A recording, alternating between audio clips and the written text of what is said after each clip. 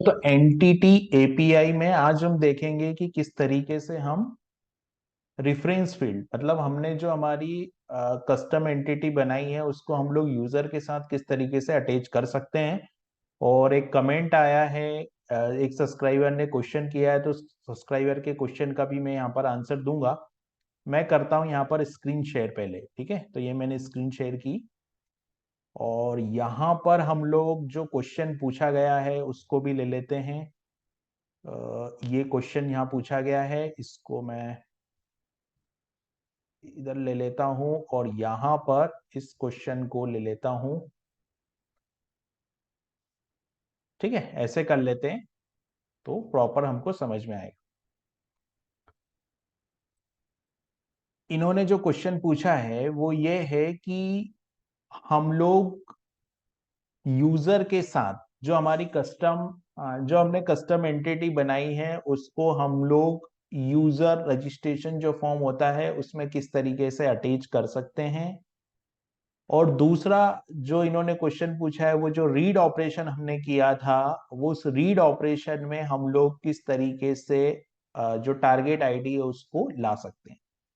तो मैं स्टार्ट करता हूं। पहले मैं इनके जो फील्ड अटैच करने वाला क्वेश्चन था उसका आंसर दे देता हूं, उसके बाद में हम लोग ये डेटा गेट करने वाला आंसर देखेंगे।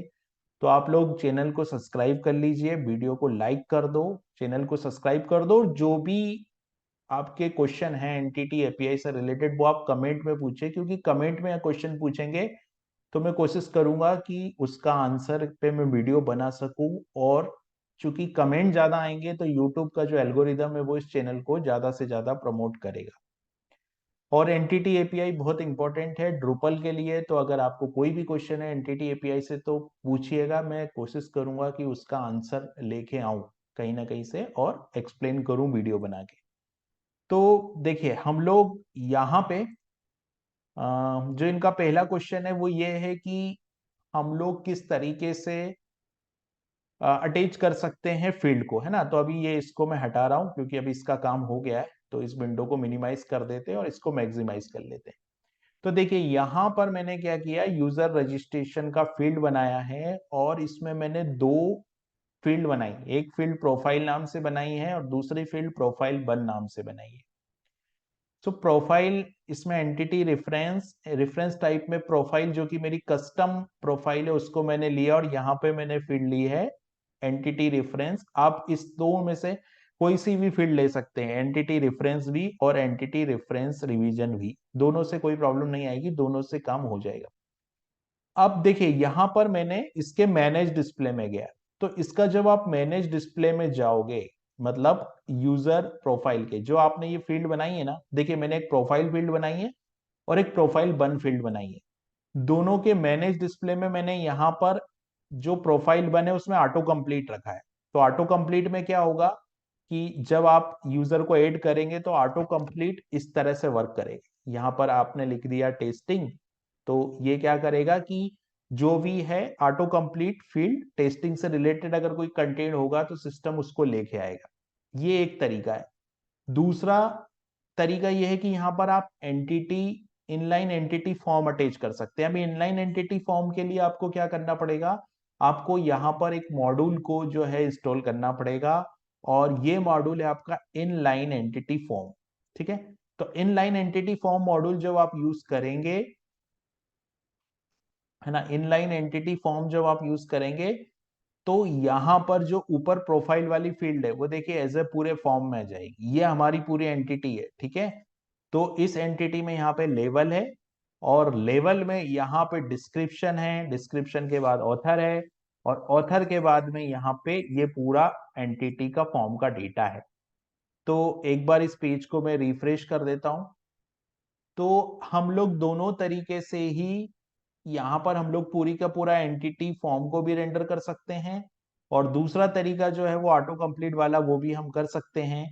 तो जो इनका क्वेश्चन था उसमें हम दोनों तरीके से ही एंटिटी को हम लोग अटैच कर सकते हैं।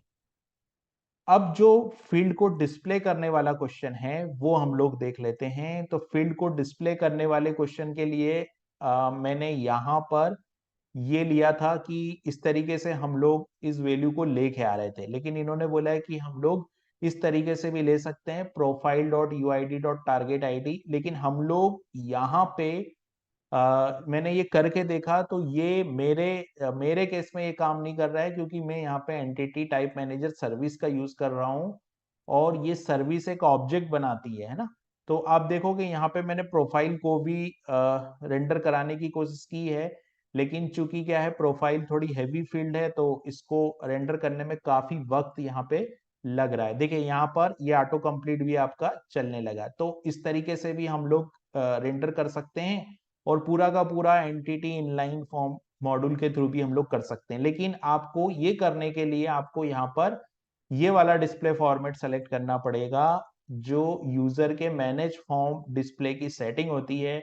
उसमें अगर आपको इन मतलब अगर आपको पूरी फील्ड को आपको एज ए फॉर्म रेंडर करना है पूरी एंटिटी को, तो इनलाइन एंटिटी फॉर्म यूज करना पड़ेगा, और नहीं तो आपको ऑटो कंप्लीट रखना पड़ेगा। ये तो हो गए दोनों क्वेश्चन के आंसर। और जो तीसरा वाला क्वेश्चन इनका था कि इस तरीके से हम लोग यूज कर सकते हैं क्या, तो ये मेरे केस में काम नहीं कर रहा है। मैंने यहाँ पर जो है वो इस तरीके से ही गेट वैल्यू जो मेथड होता है, उसका गेट वैल्यू मेथड के थ्रू ही मैंने ये डेटा को लेके आया हूँ। ये इन्होंने जो लिखा है यहाँ पर कि प्रोफाइल डॉट यूआईडी वाला जो है, प्रोफाइल डॉट यूआईडी, ये जो है वो ये मेरे सिस्टम में काम नहीं कर रहा है, यहाँ से मुझे यूआईडी नहीं मिल रही है। तो बेटर है कि आप यहां पर इस तरीके से इसको यूआईडी को ले सकते हैं। टारगेट आईडी को, अगर आपको टारगेट आईडी को लेना है तो ये तरीके से भी आप ले सकते हैं। तो ये थे क्वेश्चन के आंसर, है ना। और ये काफी काम का काफी अच्छा क्वेश्चन है, और ये काफी यूजफुल मॉड्यूल है। इनलाइन एंटिटी फॉर्म आप देखेंगे तो कितनी साइट पे चल रहा है, ये देखिए कितनी सारी साइट पे ये चल रहा है। तो काफी अच्छा मॉड्यूल है, ये काफी जगह यूज होने वाला मॉड्यूल है। तो आ, ये दोनों तरीके ही थे जिससे हम लोग अटैच कर सकते थे एंटिटी को। आपको ये आंसर कैसा लगा, आप कमेंट में बताइए कि इसमें आपने जो क्वेश्चन पूछा था उसका समाधान हुआ या नहीं। Thank you.